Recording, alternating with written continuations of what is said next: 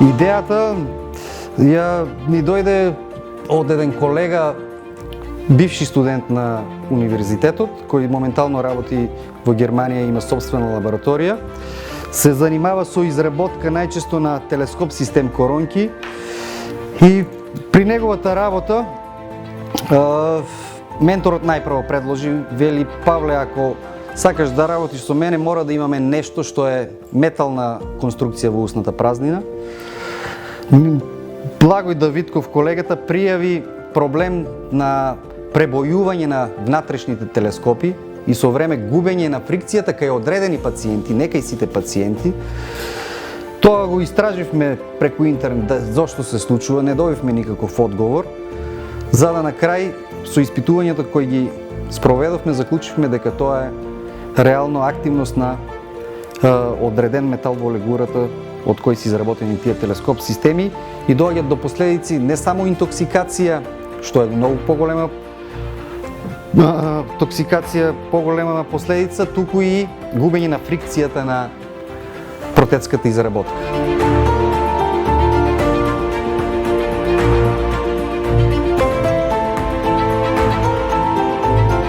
Испитувањата беа спроведени инвитро со помош на електрохемиска анализа, каде што беа оваа легура беше поставена во вештачка плунка во која се додаваше комбинација од лекови, разни агенси кои се користат во денталната медицина и изненадувачки е тоа што иако производителите тврдеа дека таа е екстремно стабилна легура, со електрохемиските анализи дојдовме до сознание дека сепак има некоја активност на денталниот биоматеријал, а тоа беше иницијација понатаму да продолжиме со работа. И од оваа докторска дизертација произлегоа 4 механизми на распаѓање на денталните материјали, со што заклучивме дека има активност, но потоа ни беше потребна дополнителна анализа каде што требаше да утврдиме кои од металите во легурата имаат одредена активност, односно се распаѓаат, па за таа цел ја применивме и СЕМ микроскопијата, која ни беше достапна на нашиот универзитет. Резултатите кои ги добивме на почетокот беа запрепастувачки, бидејќи тоа водеше дека дел од металот кобалт, што е составен дел од легурата, при одредени агенси или медикаменти има способност да се раствара, а тоа би значило дека следно што ќе се случува е интоксикација во човековиот организм. Од референтен материјал, од легурата оригинална, прави една така наречена работна електрода. Таа е оваа овдека електрода, таа црвената. Она што го правиме ние на почетокот е ја тестираме нејзината стабилност во вештачка плунка. Ова тука е вештачка плунка. Експериментот се состои во тоа што нанесуваме потенцијална разлика, насилуваме некој потенцијал на електродата и помеѓу таа референтна електрода и гледаме преку циклизации, така наречени со текот на времето, дали постојат промени во овие криви.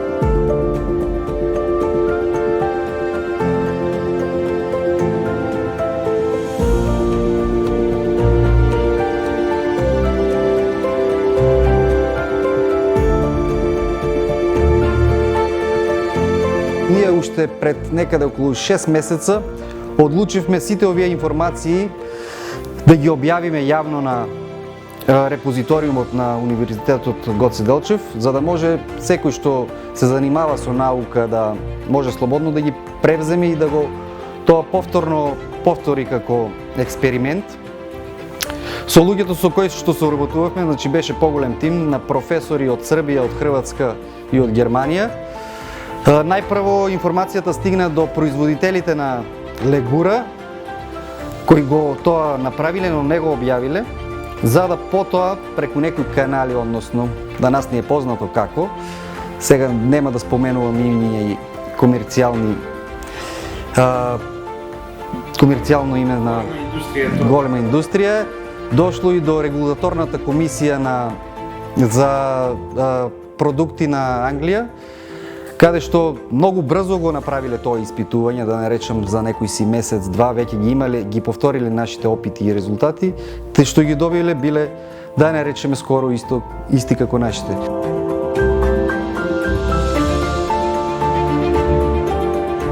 Оваа работа е започната пред некои 3 години, првите иницијалните резултати датираат од октомври 2023 и не само со оваа техника, туку и со други микроскопски техники, во кои што резултатите се прво премногу корисни и за производителите, да знаат на што да се фокусираат, да знаат дека овој тип на лигури не се инертни какви што би требало да бидат, меѓутоа и за лекарите од фалата кои што треба да знаат со какви хемикалии треба да работат кога има присуство на вакви легури. Трудовите се порано нашите објавени. Павле, докторатот целокупниот со сите резултати го има објавено јавно на нашиот репозиториум на 1 септември. А резултатите, односно извештајот од англиската регулаторна агенција е на 4 септември објавен. Ако беше обратно, некој ќе кажал, па вие намерно сте ги гледале овие ефекти. Сте знаеле дека постојат и лесно ти е тоа.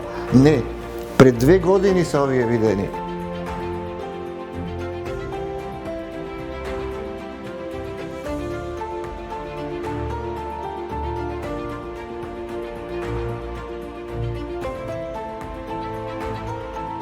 Ова е наука која што е цело време испреплетена со производителите и со корисниците на некој начин на овој тип на материјали, меѓутоа и со лицата што се директни посредници помеѓу производителите и пациентите.